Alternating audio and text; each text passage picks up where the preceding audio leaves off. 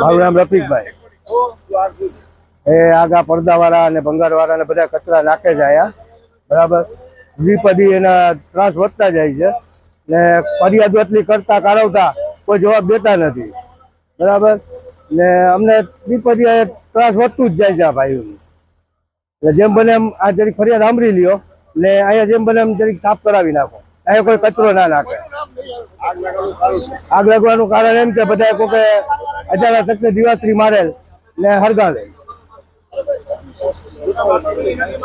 મારી માંગણી એમ છે કે અહીંયા કચરો કોઈ નાખે નહીં.